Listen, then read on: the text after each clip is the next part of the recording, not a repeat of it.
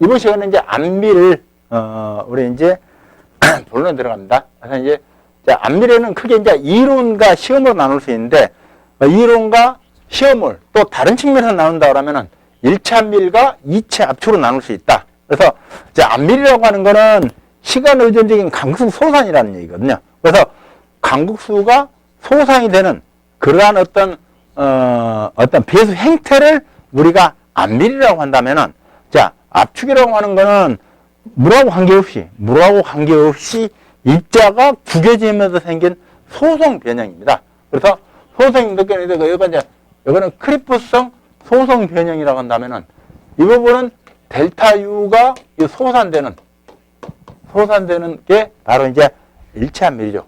그래서, 자, 그러면은, 이와 같이 델타 U가 소산이 돼서 델타 U가 0이 되는 그 시점을 우리는 EOP로 나타나고, 그래서 end of primary consolidation으로 이렇게 표현을 하고 있죠. 그래서 자, 그러면 EOP를 기준으로 해서 1차 안밀과 2차 압축을 이렇게 구분하도록 이론적인 접근을 하고 있습니다.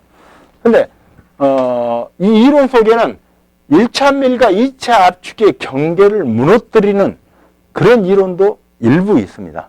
그러다 보니까 그 이론이 크게 1차 안밀과 2차 압축을 이렇게 구분하는 이론, 구분하지 않는 이론, 이렇게도 또 우리는 접근할 수 있습니다. 자, 그래서 1차 안밀과 2차 압축이 명백하게 EOP를 기준으로 해서 명백하게 구분하는 대표적인 이론이 바로 미소 변형률 이론입니다. 그리고 이 미소 변형률 이론의 중심에 있는 사람이 바로 테르작입니다. 그래서 이 테르자기는 이와 같이 미소 변형률 이론의 어떤 창시자라고 해도 과언이 아닙니다. 미소 변형률 이론이라는 것은 결국은 1차 안밀과 2차 압축의 경계를 명백하게 두고 있기 때문에, 그래서 대표값으로 해석을 할 수 있는 어떤 선형 해석에 기반을 두고 있습니다. 그래서 이 선형 해석은 어떤 해석이냐면, 자, 대표값. 예를 들어서 뭐 AV, MV, CC, CV, 이런 값을 가지고 여기서 치마량을 산정하고, 치마 시간을 계산할 수 있는 이런 어떤 선형 해석에, 가능한 그러한 어떤 이론이라 한다면은, 2차 압축도 마찬가지로 여기서 C알파, 입실론 알파라고 하는 대표값으로 전체를 해석할 수 있는 선형 해석이 가능한 그러한 안밀 이론들이 여기서 이제 제한이 되고 있죠. 하지만 이게 이 경계가 없다고 한다면은, 그때는 이게 섞여서 이걸 해석을 하는 그런 경우라고 한다면은, 이거는 대표값으로 CV, MV, 그 다음에 K, 이 값으로 가지고 해석하기는 한계가 있습니다. 그러다 보니까는 그런 경우는 어떤 다양한 형태의 또 다른 어떤 변화 특성을 고려한 해석이 요구됩니다. 그러다 보니까는 그런 해석을 유한 변형률의 해석이라고. 그죠. 그래서 이제 유한 변형 이론은 그 중심에 있는 사람은 주로 이제 미카사입니다. 그래서 미카사를 중심으로 해서 깁슨이나 이런 사람들이 그 이론들을 이제 좀 전개를 하고 있죠. 다시 말해서 그러면 유한 변형은 어떤 변형이냐면 선형 해석이라기보다는 여기는 비선형 해석에 중심이 두고 있습니다.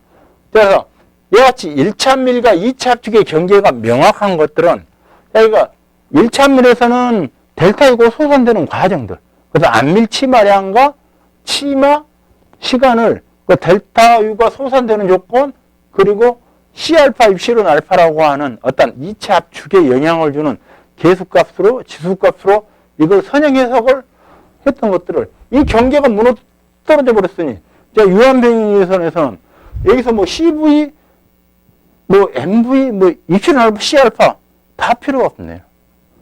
그럼 여기는 그럼 비선형 해석은 그러면은 그것들을 모아서 그냥 이걸 어떤 결국은 뭔지 모르지만 일단 그것도 치마가 됐던 뭐 소송병이 됐던 강소소산이 됐던 이 모든 것들이 결국은 또 체적 변화가 생기는 것이니 체적 변형률 조건으로 어떤 체적 변형률 조건으로 해석을 하면 어떨까라고 하는 게 유한변 이론이야. 그러니까 체적 변형 조건이다 보니까는 이 변형률 자체가 그러니까 선형적인 어떤 변형 특성이 아니다 보니까 이거는 어떤 큰 어떤 변형 특성이니까 유한변 해석의 어떤 중심이 되는 그런 해석법으로 쫓아가는 거죠. 자, 그러면은 이와 같이 그러면은 이걸 지켜보던 사람이 한 사람이 있어요. 그래서 레드라고 하는 이 사람은 가만히 지켜보다가 그러네. 미소 변형률, 테르작이 안 밀려. 그래서 경계를 명확해서 선형 해석을 하고 이렇게 1차 합밀과 2차 나눈다. 이것도 맞는 것 같고. 아니, 1차 합밀과 2차 동시에 생길 수도 있으니 그럼 뭐 이렇게 뭐 체적 변형 해석 이것도 맞는 것 같고. 그래서 꼭 이럴 땐 나서 그래서 이제 또 간섭하는 거예요. 그래서 레드라는 사람으로서 하고 그렇다면은 좋아. 그렇다면 또 나도 내 논문에서는 그만 당신들의 어떤 조건이라고 한다면 이거는 그럼 이것도 가정 조건이고 이것도 가정 조건이니 자 이건 가정 A 조건이고 이거는 그러면 가정 B 조건이다 하자. 그래서 이렇게 가정 A 조건과 가정 B 조건으로 그 부분을 또 나누기도 합니다. 자, 그래서 이와 같이 그러면은 이것들을 출제자 입장에서는 때로는 미소 변형률과 유한 변형률 이론의 차이점을 이렇게 물어봤다가 그 다음에는 쑥 또 돌려가지고 가정 A, 가정 B 조건 이렇게도 물어봤다가 때로는 또 비선형 해석 조건 이렇게도 물어봤다가 근데 큰 흐름에서는 분명히 같은 것 같지만 같은 듯 다 다릅니다. 이론이 틀리고 제한자가 틀리거든요. 그래서 가정 A, 가정 B 조건은 제한자가 이 사람 사다리만 타고 태어났나? 발음이 좀 사다리가 비슷한 레드라는 사람이 제안한 것이고 유한변형은 미카살 중심으로 깁슨 이런 사람들이 주로 제안할 때 이론들이고 여기는 테르작이 이론이 중심이 되고 있습니다. 그래서 자 그러면 문제를 물을 때 근데 여기서 축제가 되면 가정 B 조건이면은 이거는 묻지도 않고 따지도 않고 막 유한변형 이론이다 라고 이렇게 단정을 지어버리는데 자 그렇게 단정을 지어서는 안 되고 자 명확히 기억을 하셔야 되는 게 1차 합밀과 2차 합밀의 구분을 명확하게 EOP를 기준으로 해서 명확하게 구분을 해서 하는 이런 이론이라면 선형 해석이 가능하고 이렇게 선형 해석이 가능한 이러한 변형률의 이론이 미소 변형 이론하는 거. 미소 변형 이론이 테르작이 안 밀 이론이라고 해서도 안 된다는 얘기죠. 이해가 되시죠? 그러니까 테르작이 안 밀 이론은 다소 미소 변형률 이론의 중심에 있다는 얘기지. 이 이론 자체가 미소 변형 이론이 아니라니까요. 미소 변형률 이론이 테르작이 안 밀 이론 말고도 다른 이론도 있으니까. 예? 그래서 우리가 여기서 그래서 테르작이 안 밀 이론은 다만 테르작이 안 밀 이론 자체가 미소 변형 이론의 중심에 있다는 거. 그리고 해석하는 방법이 선형 해석이라는 거. 그 선형 해석하는 거는 대표값으로 전체를 해석한다니까. 그 대표값이 뭐냐면은 거기서 표준함밀 시험 결과를 우리가 가지고 해석할 수 있는 것들 CV, 그 다음에 MV, 그리고 CC 이런 것들. 그리고 2차 합죽도 거기서 C알파, 입시론 알파 이러한 값들로 해석할 수 있는 것들이 선형 해석이라니까요. 그것들로 해석을 못하는 그것들로 또 해석을 못하는 조건이라면 이 경계가 무너져 버렸으니까. 이 경계가 무너져서 그래서 레드가 제안한 대로 이건 가정 비조건으로 와버렸다 한다면은 그렇다면은 이런 경우는 그러면은 어떤 선형 해석보다는 비선형을 해석하는데 그 비선형 해석을 할 수 있는 특별한 방법이 없어요. 그러다 보니까 이건 체적 변형률 특성으로 그를 접근해서 해석하는 이런 방법들이 제한이 되고 있는데 그게 바로 유한변형 이론이라는 거죠. 그래서 선형 해석에서는 대표값으로 전체로 해석하니까 K, CV, MV 이 값이 처음이나 끝이나 일정하다고 보는 거죠. 근데 생각을 해보세요. 이게 안밀이 이루어지게 된 거예요. 액성 상태 수석 개수가 1 곱하기 10의 마이너스 5승이다 하면은 이게 이제는 쭉 이제 안 밀어져서 이게 소승 상태가 됐어요. 그렇다면 간격이 더 좁아지니까 투숙해서가 더 낮아졌겠죠. 그죠? 근데도 불구하고 여기서는 처음부터 끝까지 그냥 일관되게 투숙해서 하나도 변화가 생겼다 않다 그렇게 해석을 한다니까 선행해석 자체는. 그리고 뭐 CV, 뭐 MV 다 대표가 한 번 정한 값으로 끝까지 해석하겠다 그런 얘기죠. 하지만은 여기서는 지금 그 계속 변하면서 이 변형률이 처음에는 변형률이 큰데 나중에 변형률이 좀 완만해지겠죠. 그죠? 그러니까 이 변형 특성으로 해석을 하니까 그럼 그 부분에 어떤 변화하는 그런 과정들이 반영이 될 수 있다 그런 얘기죠. 물론 식으로는 그냥 입시운으로 드림이상 입시로 이제 해석하고 있고 그 이론을 점수 중시적으로 제타 함수가 나오고 굉장히 복잡해지긴 해요. 근데 우리가 거기까지 하기에는 너무 해야 될 게 많으니까 제가 거기를 강의에서 빼는 부분이고 얘기를 않고 그냥 입시론까지만 가거든요. 여기가. 그래서 이 입시론이라고 하는 제가 제타 함수 쪽으로 포함해서 이게 더 어떤 체적 변화 특성을 굉장히 깊게 들어가는 이론인데 결국은 가장 단순히 얘기한다면은 그래서 이 변형률 자체가 처음에는 그래서 굉장히 빠른 속도로 침하고 나중에 침하가 좀 천천히 이루어지는 그런 조건들을 반영하겠다는 이론이에요. 그러다 보니 그때 비선형이 맞는 거죠. 그죠? 그리고 다시 말해서 이거는 시시각각 어떤 이 변화한 특성을 반영할 수 있는 이론이다. 그런 얘기죠. 그러면 어떤 우리가 좌표계로 얘기한다면 이거는 좌표가 고정좌표라며. 그 고정좌표라는 우리가 이제 좌표가 X, Y, Z 좌표값이 있는데 자 그러면은 적어도 Z값이 변할지라도 X, Y 좌표가 변하지 않는다 그러면은 그거는 일단은 고정좌표로 볼 수 있는 거거든요. 이게.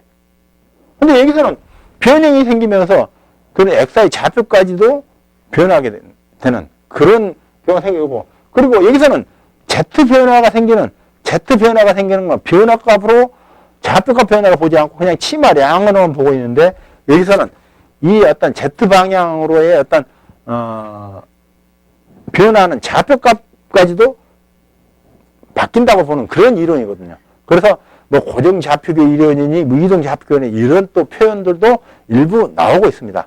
하지만은 그런 부분까지는 좌표계까지는 고민할 필요는 없는 거고 가장 큰 차이라고 한다면 선형의 해석이 비선형의 해석인지 그리고 이거를 다른 사람이 또 제안한 다른 사람들은 이걸 가정 A 조건으로 가정 B 조건으로 바라보고 있다는 거. 이러한 어떤 큰 틀에서 이해했으면 좋겠고 자 그러면은 지금 이와 같이 미소 변형률에 적합한 이러한 시험법이 바로 표준환멸 시험입니다.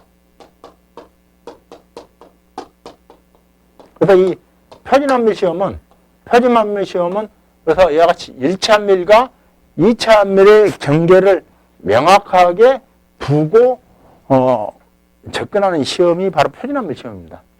근데 표준환멸 시험의 어떤 한계성이 바로 EOP를 찾아낼 수 없다는 거죠.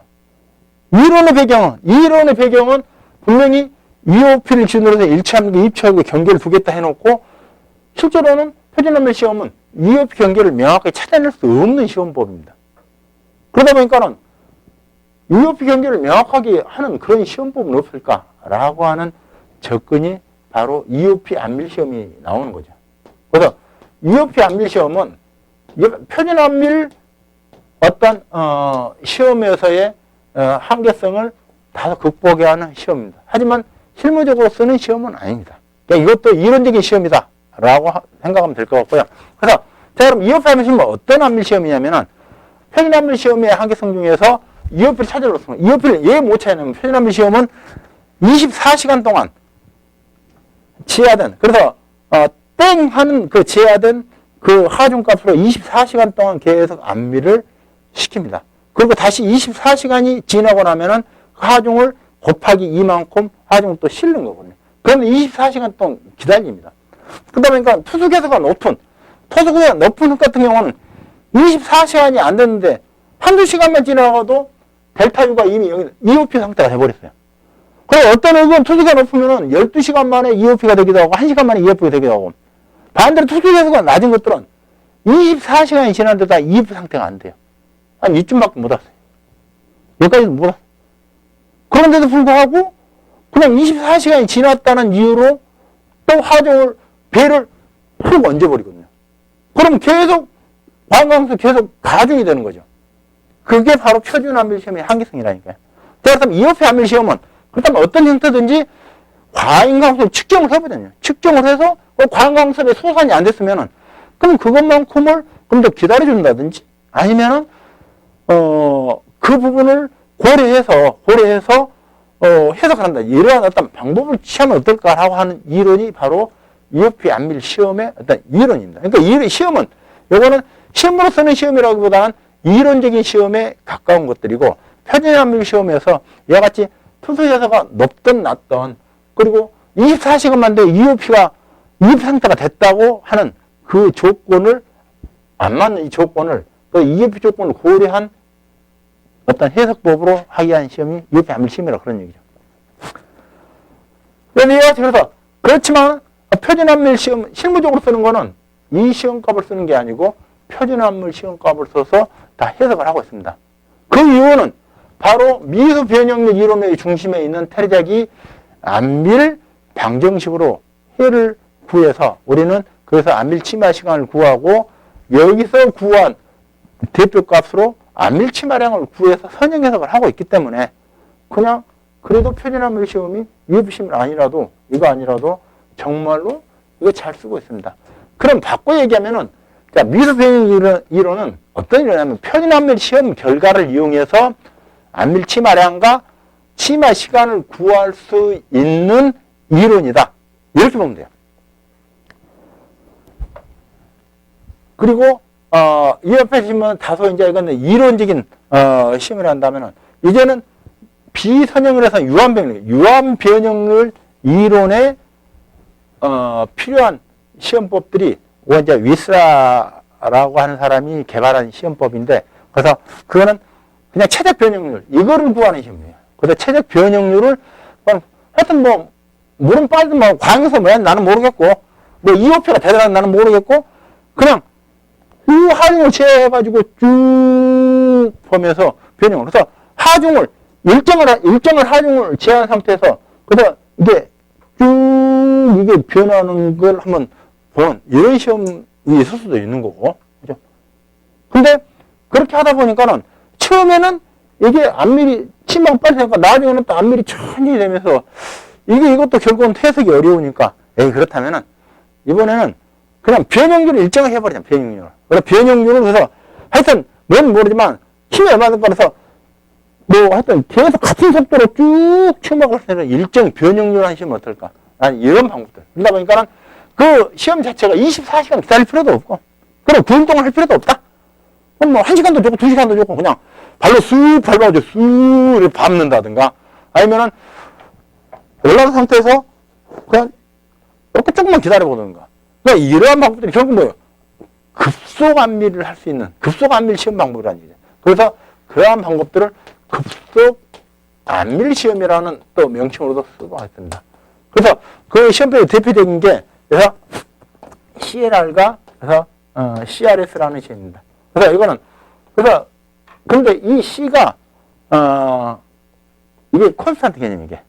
그러니까 일정하게. 근데 일정하게 하중을 일정하게 준 상태에서 그 변화수를 보는.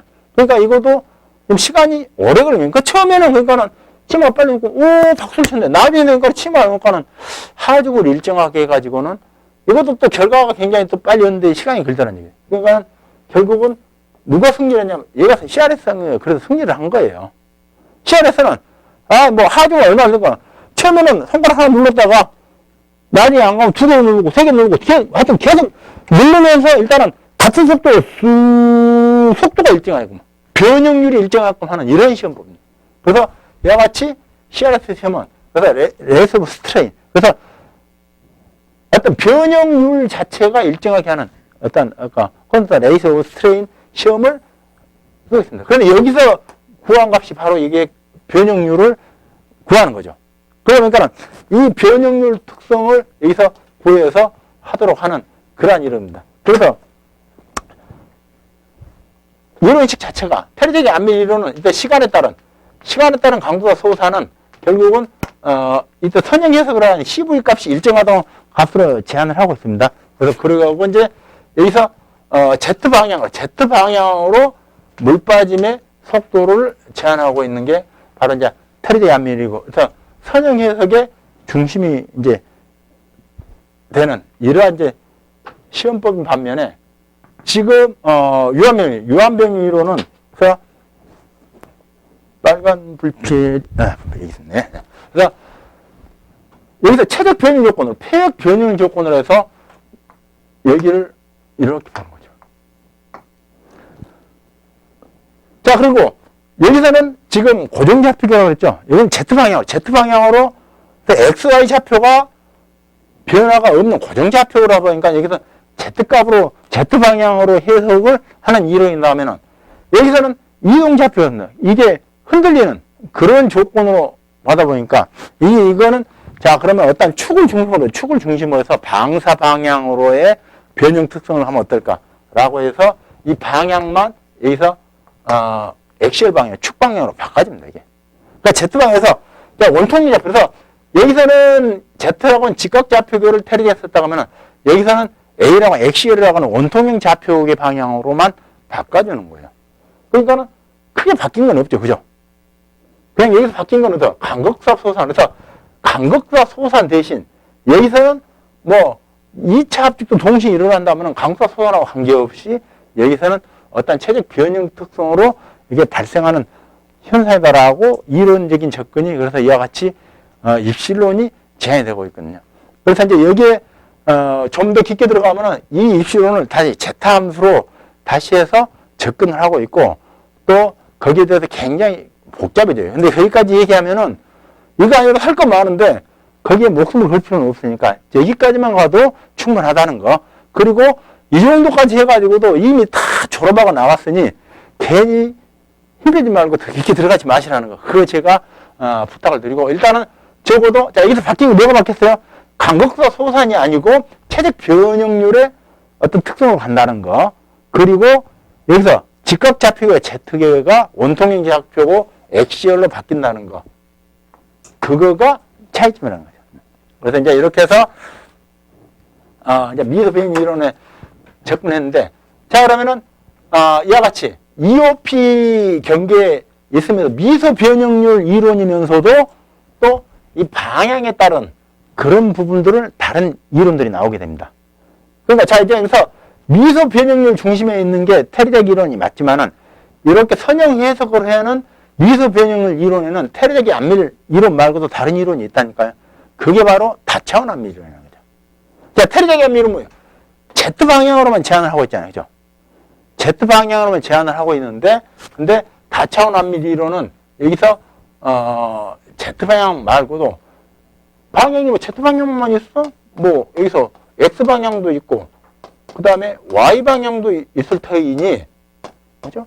그래서 여기서 X 방향, Y 방향으로도 좀 더 하는 이 확장 이론이 바로 다차원 안밀 이론이거든요. 그죠? 바뀐 건 아무것도 없죠. 방향만 바뀐 거죠. 다시 말해 이것도 선형 해석이라니까요. 그리고 미소 변형 이론이에요. 다만 뭐가 바뀌었어요? 방향이 바뀌었어요. 자 그러면 여기서 어떠한 전제가 따라오냐면은 그렇다면 테리작의 안밀 이론은 Z 방향으로 한다면은 무한 등분 부지 정지된 어떤 넓은 배경에서 무한 등분포 또는 반무한 등분포 하중이라고 했을 때는 이론이 맞네 그냥 박수 쳐주는 거고. 근데 이게 뭐 구조물이 그런 것만 있는가? 뭐 이런 뭐 기둥 구조물도 있을 수 있고 뭐 이런 뭐 정방형 구조물도 있을 수 있고 이런 뭐 제방과 같은 이런 뭐 선형 구조물 있을 때 이런 것들이라고 한다면 자 이런 것들은 그러면 뭐 이 방향으로 그래서 이거는 뭐 이 방향으로 이거는 뭐 3방향으로 어떤 해서 다차원 안밀 이론 하는 게 맞겠네 라는 이론들이 나오는 거죠.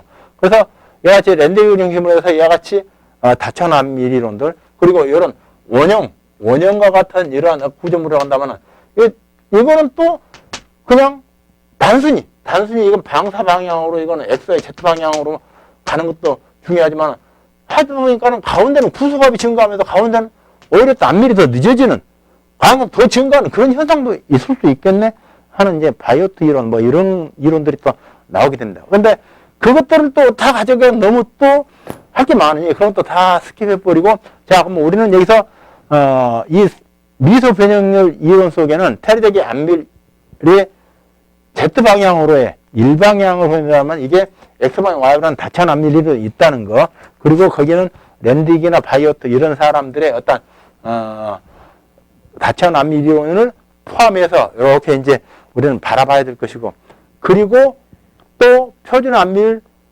시험 결과 가지고 해석할 수 없는 한계성이 또 나오게 됩니다. 그리고 그 대표적인 게 바로 표준 안밀 시험 자체가 어떤 미소 변형과 선형 해석을 하기 위한 그러한 방법의 이론이다 보니까 여기서는 Z방향으로만 물이 빠지는 그 시험입니다. 여기서는 Z방향 물이 빠지고 Z방향 물이 빠지려고 하니까는 옆에를 구속을 해봅니다. 구속을 해버리니까 그 조건이 K0 조건이 돼버린 거죠.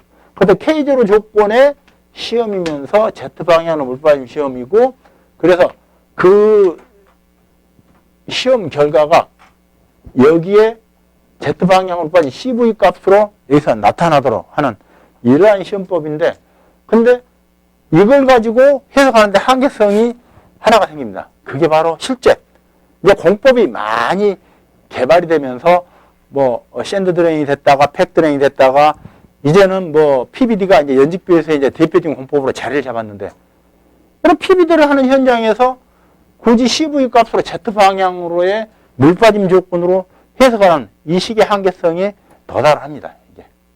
그래서 더러는 선형 해석은 선형 해석인데 이제는 미소 변형률 이론으로도 접근해서는 안 되는 그러한 어떤 공법에 필요한 어떤 이론이 하나가 필요하게 되죠. 그래서 그 중심에 선 사람이 바로 이제 바론입니다. 그래서 그 바론은, 그렇다면 바론은 이 방향 자체가 이제는 Z방향입니다. Z방향이 아니고 이 부분을 방사방향으로 이제는 방사방향으로 물빠짐으로 바뀌어집니다. 그리고 물빠짐 자체도 여기서 버티컬 개념이 아니고 이건 호리젠탈 개념으로 바뀌게 됩니다. 그래서 이와 같이 하다 보니까는 이제는 선형 해석의 한계성을 결국은 이렇게 해서 선형 해석을 하는 한계성이 있다 보니까 이거는 미분을 또 한 번 더 해야 돼. 미분을 한 번 더 해서 그래서 방사 방향으로 강국사 배제가 된다는 이러한 조건에서 확장 이론을 또 제안하게 되죠. 그럼 결국은 이 이론에 적합한 시험법이 나와야 되잖아요. 그잖아요. 그래서 이 이론에 적합한 시험법이 바로 CH를 구할 수 있는 로셀 시험법이 나오는 거죠. 그래서 자, 표준안밀 시험은 Z방향으로 물 빠짐이기 때문에 다 이렇게 구석이 되는, 그런 구석이 되어 있다는 얘기는 그냥 파이프로 생각하면 돼요. 파이프. 좀 더 이제 단순하게 표현하면 이런 파이프처럼 생긴 어떤 실을 놓고 한다고 하면 물이 다 막혀 있으니까 Z방향으로 물 빠지는 거죠. 옆에가 잡혀 있으니까 그게 K0 구속 조건이라니까. 이게 수평망으로 변이가 생기지 않는 조건인데, 이 로셀 시험은 물 빠짐 자체를 수평방향으로 연직 배수를 설치했을 때 수평방향으로 물이 빠지는 레디얼 방향으로 물이 빠지는 어떤 특성을 적합한 이런 식이다 보니까 그 자체가 여기서는 지금 물 빠짐 자체가 이렇게 빠집니다. 이렇게 실은 여기가 들어가죠. 자, 그래서 이와 같이 물이 어느 방향에 빠진다? 수평 방향으로 빠진다. 예. 그래서 중심, 자, 근데 이게 중심을 향해서 중심배수잖아요. 또 이 시험장처럼 계량을 해갖고 이쪽으로도 빠지고 이쪽으로 양면으로 해서 중심과 주변과 동시에 빠지도록 또 이러한 어떤 시험법도 또 나오게 되고, 중심으로 안 빠지고 주변으로만 배수하는 이런 방법도 나오고, 근데 어떤 방법이 됐든 중심 배수든 중심과 주변 배수가 동시에 이루어지든 주변 배수가 이렇게 안에서 수평 방향으로 이루어지는 값이니까 여기서 구한 값이 CH를 구해서 쓸 수 있는 이러한 시험법이 바로 로셀 시험입니다. 근데 출제에는 이런 문제도 나오죠. 이제 앞서서 미소 변형과 유한 변형을 차츰 이렇게 이제 뭐 물어보기도 하고 이제 이런 얘기도 했었는데, 자, 그러면은 다차원 안밀 이론은 어떤 이론인가? 자, 이런 문제가 출제가 되겠죠. 그죠? 자, 그거는 똑같은 미소 변형 이론이고 바뀐 거 아무것도 없는데 이 지금 Z가 X로 확장이 됐다면은 그건 다차원 안밀 이론입니다. 자, 그 다음에 우리가 실제 연직배수와 실제 우리가 가장 빈번하게 우리가 적용하고 있는 연직배수의 공법의 어떤 특성을 고려한 해석법에 쓸 수 있는 것들은 발원의 이론이고, 그래서 이 발원의 이론은 이와 같이 CH를 구해서 방사 방향으로 물리학 요건을 고려해야 되는데, 거기에 맞추려고 하다 보니까는 이제는 표준함별 시험이 아닌 로슬 시험법이 또 여기서 제한이 되고 있죠. 그러니까 시험법에도 표준함별 시험, 로슬 시험, 그 다음에 EOP 함별 시험, 뭐 CRS 시험, 이걸 묶어서, 요거 빼고 세 개를 묶어서 물어보기도 하고, 그죠? 로슬 시험을 또 물어보기도 하고, 이런 것들이 나오게 되죠. 자, 그러면은 우리가 시험법에서 표준함별 시험의 한계성이 무엇인지 그 부분을 외울 필요는 없어요. 근데 구조는 이해를 해야 되죠. 그죠? 이론하고 접목을 해서. 그래서 출제가 또 이렇게 나오거든요. 자, 이 이론을 시험법하고 연계해서 설명해봐라. 출제가 또 이렇게 출제가 되기도 해요. 뭐, 기억이 잘 안 나실 수도 있어요. 예. 근데 하여튼, 최근에 그런 유형의 또 출제도 됐어요.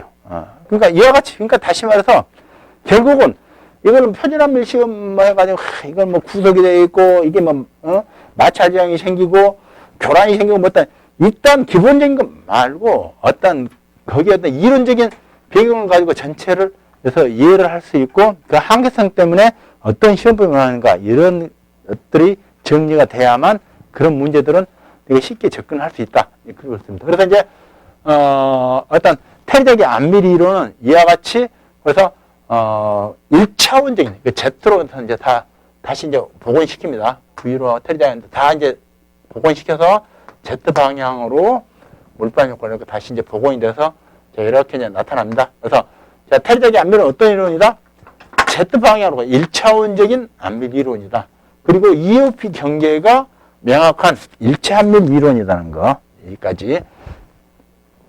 그리고 어떤 미수 변형 이론의 중심에 들어있는 이론이라는 거. 그리고 이 해석하는 거는 선형 해석이 어떤 가능한 이러한 이론이 바로 테리적인 안밀 이론이라는 거. 여기까지만 테리적인 안밀 이론이고, 이제 그 상반 이론이 그래서 좀 더 다차원 안밀 이론이나 또 유한변 이론과 어떤 차이가 있는지 이런 부분들 고민해 주셔야 될 것 같고요. 그리고 이제 실제 실무적으로 우리가 가장 많이 쓰는 연직비에서 적용할 수 있는 발원의 안밀 이론은 어떤 이론이 있는지, 그래서 그 부분은 우리 연약기만 할 때 그다음 또 추가로 한 번 더 거기서 언급을 하고 갑니다. 그래서 이제 여기까지고, 자, 그럼 이제 EOP 경계를 넘어선 2차 압축. 2차 압축에서는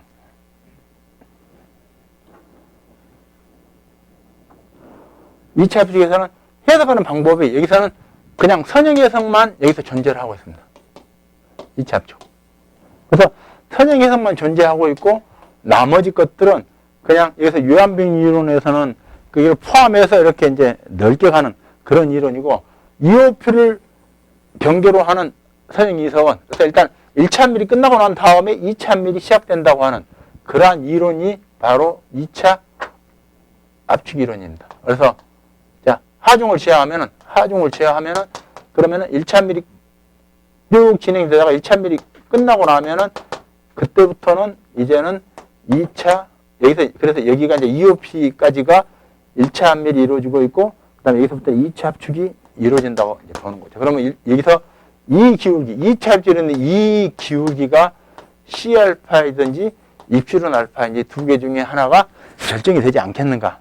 그런 얘기입니다. 근데 C알파라고 하는 거는 지금 얘기를 시간 특성. 그래서 여기서 시간에 따른, 여기서 강도비 변화로 했을 때는 그 기울기가 C알파 기울기로, 또는 시간 특성에 따른, 이거는 1 플러스 2분의 델타 2라고 하는 최적 변화 특성. 최적 변화로 가면 이거는 최적 변형을 입실론 알파로 보다니 그런 얘기죠.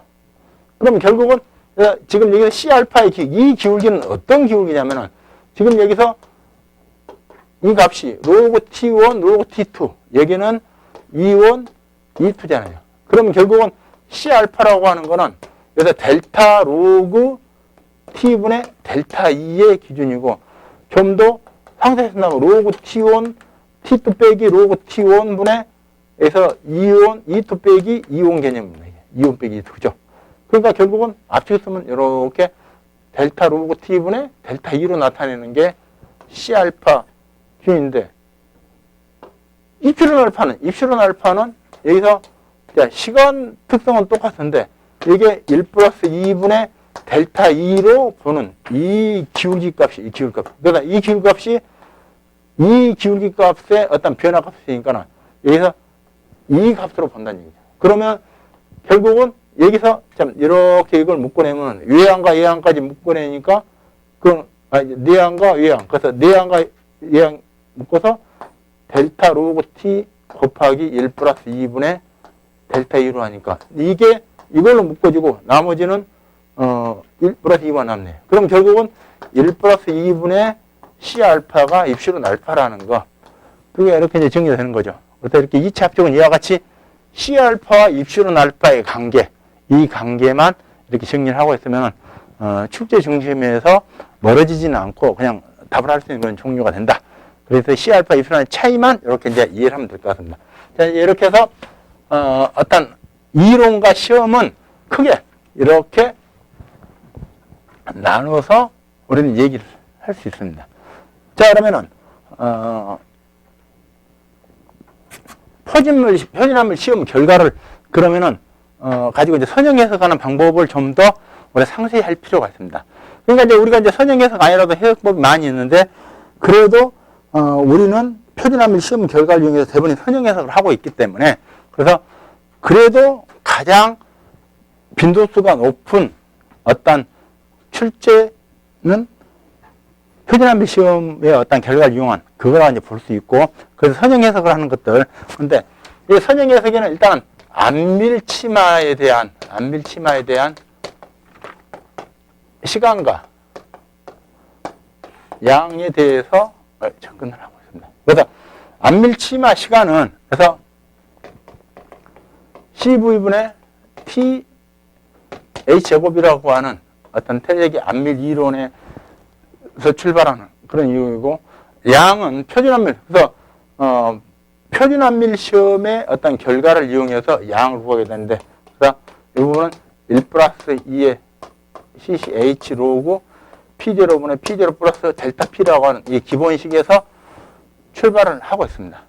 하지만 이제 이 양을 구하는 방법은 이렇게 CC를 이용해서 구하는 방법도 있지만 MV를 이용해서 구하는 방법도 있고 그리고 무엇보다도 집안 조건, 현장 집안 조건이 NC인지 OC인지 또는 아직 과소한밀에 따라서 이 식이 좀 더 다양하게 바뀝니다. 그래서 자 그러면 이 양을 구하는 방법을 그러면 단순히 이렇게 CC 구하는 방법 외에도 그러면 그 외에 MV를 구하는 방법 어떤 방법이 어떻게 구하며 그리고 안밀 조건에 따라서 OC인지 NC인지 OC도 P0보다도 PC가 큰 이 조건인데 만약에 P0 플러스 델타 P가 여기서 PC보다도 적다든가 또는 P0 플러스 델타 P가 이번은 PC보다 크다든가 이런 조건에 따른 해석 조건이 바뀔 텐데 그 바뀐 조건에 따라서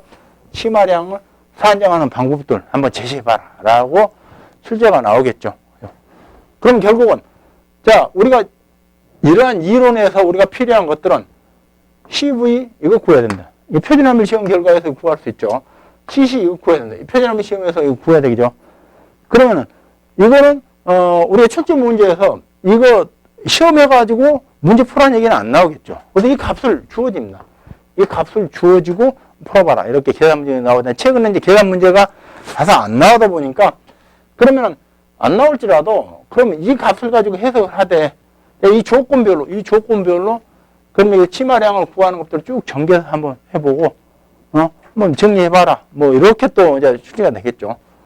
그리고 이제 자 그러면 치마 시간 이거는 이제 과거에는 치마 시간씩 구하는 계산 문제가 있는데 이 계산 문제가 많이 안 나오면 되지. 그러면은 자 이게 출처가 무엇인지 그럼 여기서 그래서 그러면 여기서 자 T라고 하는 존재가 무엇인지 그래서 이러한 것들 그래서 자 이런 T가 하는 존재하고 T하고 CV의 관계 이런 관계를 한번 정리를 해봐라. 이렇게 문제가 잠깐 더 변형돼서 이제 나오는 거죠.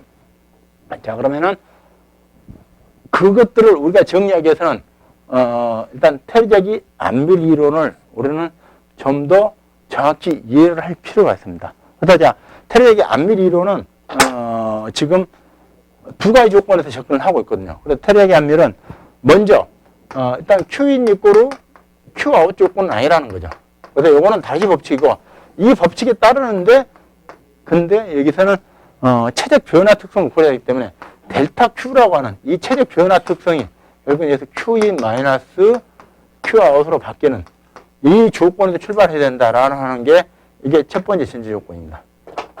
두 번째 전제 조건은, 자, 일단은 시간에 따른, 이 자체가 시간에 따른 최적 변화 특성이, 결국 시간에 따른 최적 변화 특성들. 그래서 이 특성이 결국은 이거하고 똑같다는 얘기예요. 그래서 두 개를 등식으로 놓고 해석을 하게 됩니다. 그래서 그걸 해석을 해서 거기서 하나의 방정식으로 만들었는데, 그러다 보니까 그 방정식이 시간에 따른 광파 소사는 CV에서 Z방향으로 광파의 소산이 되는 이 관계로 정리가 되죠. 그래서 이렇게 해서 정리가 되는데, 이걸 가지고 이거를 정리해서 이렇게 하기에는 굉장히 이게 쉽지 않은 노력이 필요합니다. 그래서 이제 지금도 쉽지 않지만 그때 당시에는 이게 너무 어려웠겠죠. 그러다 보니까 이거를 안밀상자라고 하는 어떤 장치를 이용해서 이것들을 설명을 하는 거죠. 그래서 그 장치가 그러면은 결국은 여기서 해를 구한 그 결과가 똑같은 결과가 나오는데, 먼저 여기서 그렇다면 여기서 X축은 그럼 여기서 종속 변수의 어떤 유값으로 가는 얘기죠. 그리고 Y축은 여기서 Z 방향으로의 변화 특성들, 그리고 거기에 대해서 시간 특성은 T 이꼬 0에서 T 이꼬 무한대 조건으로 하는 이 조건으로 해서 만드는 이 등식곡선으로 표현이 됩니다. 근데 이거를 안밀상자를 만들어서 이 조건으로 쭉 해보니 그래서 결과값이 이렇게 등식곡선으로 나오더란 얘기죠. 자, 그러면 여기서 나온 이 어떤 같은 시간에서의 간극수압이 소산되고 소산되지 않는 영역을 나타내는 이 곡선을 여기서 시간계수 T로 하자. 그리고 깊이는 실제 안밀층의 어떤 깊이 방향 특성으로 보고, 여기는 안밀도 T 이꼬르 0에서 T 이꼬르 무한대까지, 여기는 U가 100% 한다면 여기는 델타 U가 0이 되는 조건이에요. 그래서 안밀도 측성으로 보면 안밀도가 이건 0%인데 여기는 안밀도가 100%. 뭐 여기서는 델타 P 이꼬르 델타 U가 여기서는 해서 델타 U가 100이라는 것 때문에 델타 U가 0이 되는, 델타 U가 0이 되는 과정에서 안밀도는 반대로 0%도 안밀도가 100%로 가는 그 관계로 설명을 하다 보니까 결국 여기서의 값이 어떻게 정리되냐면 결국 시간계수 T하고 평균 안밀도하고 관계로 정리가 되더란 얘기죠. 그래서 그리고 쭉 정리를 해서 쭉 보니까 그래서